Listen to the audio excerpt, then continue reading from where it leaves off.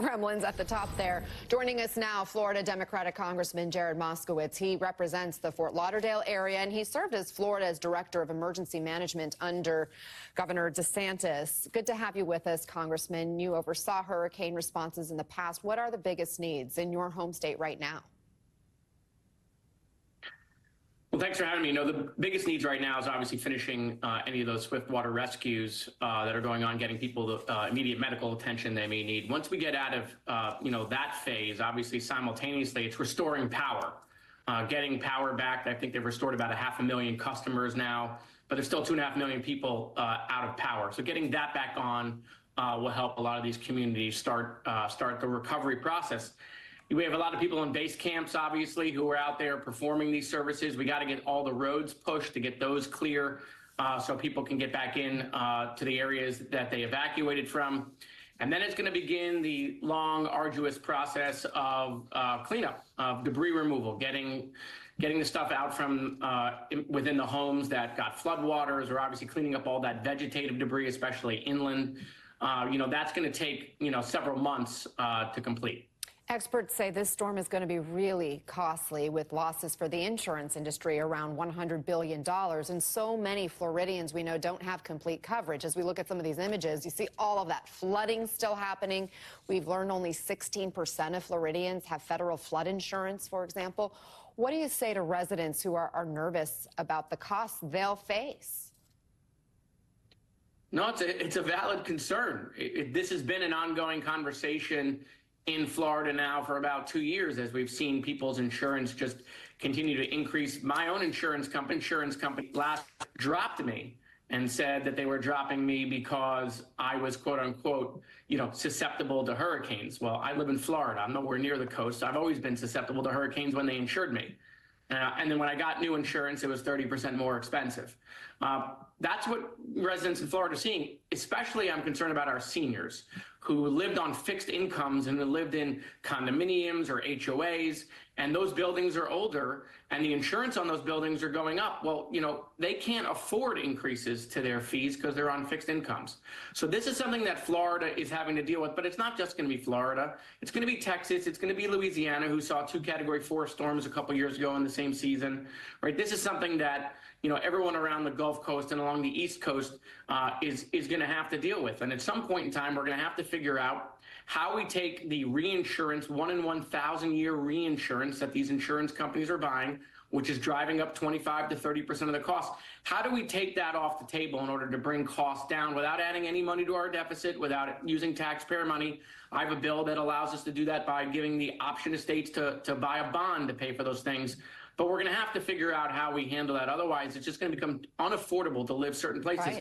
Right. And states that suffer with fires or tornadoes, this is going to become a national issue. It's not just Florida. We're the focus now, but this is something that we're going to have to deal with. Well, and how about dealing with the root of the problem, which is the climate crisis and what can be done? That's a different story for another discussion. But I want to ask you, want to focus on these particular disasters. We've seen so much misinformation about the disaster relief efforts, including lies about FEMA's response from former President Trump. President Biden and Vice President Harris talked about that yesterday. Listen. Sadly, we have seen over the last 2 weeks since Hurricane Helene and now in the immediate aftermath of Milton, where people are playing political games, suggesting that resources and support is only going to certain people based on a political agenda. And this is just not accurate. It's bizarre. They got to stop this. They're being so damn un-American with the way they're talking about this stuff. Mr. President, have you spoken with former President Trump at all? Are you kidding me? Mr. President Trump, former President Trump, get a life, man. Help these people. Congressman, has this misinformation made it harder to respond to the actual needs on the ground? It has. There's no question about that. You got people you see in North Carolina denying FEMA aid that they desperately need because they're worried their property is going to be confiscated because, they're near a silicone mine. Some of the worst of misinformation. All people have to do is think about this stuff for a second. Donald Trump was president not too long ago, right? If there was a weather machine, why didn't he unplug it, right? He had FEMA what FEMA just started this confiscation of properties? Like, that didn't happen when President Trump. If they want power again, the Republicans want power again, they're going to use FEMA. They're going to need FEMA if there's an emergency. They're damaging that institution that eventually they might be in charge of again. And so this is the worst of politics. As a former emergency management director, there are Democratic emergency management directors, Republican emergency management directors. We've always dealt with, disaster politics. But we've not dealt with this disaster misinformation before. And we live in an age of misinformation, and we're not in a protective bubble just because we're in the disaster industry or in the emergency management industry. And then you see foreign actors taking this misinformation and using their accounts to continue the confusion among Americans. This is a real issue because at some point in time, you're going to see these same people saying, hey, don't evacuate. That storm's not really coming to you. Don't pay attention to the television. And that's going to cost people's lives. And so this is super dangerous. It has to stay nonpartisan. It has to be bipartisan. And I need my colleagues on the other side of the aisle to call this stuff out.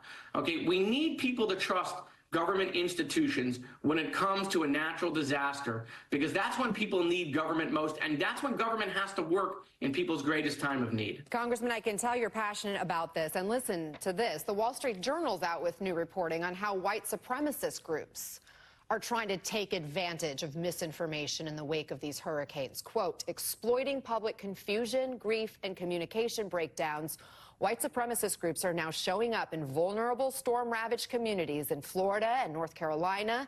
They blend in among the many legitimate church or other charity workers that have rushed in to help. But these militia groups offer aid while filming propaganda videos that both amplify falsehoods about the government response and help the groups remake their image as patriotic civic organizations for men. Quickly, if you will, Congressman, your reaction to that.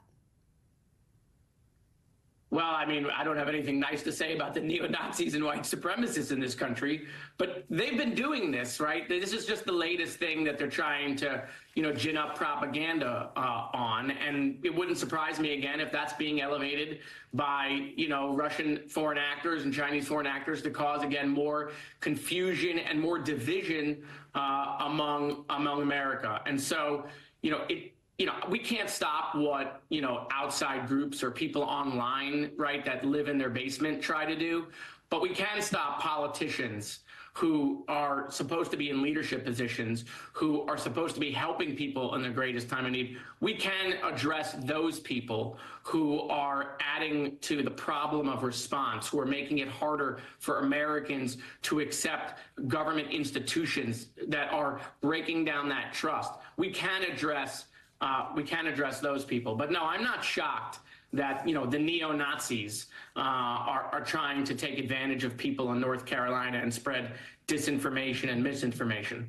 Congressman Jared Moskowitz, thank you so much for joining us, and best of luck to all of those that you represent in Florida. And we'll have much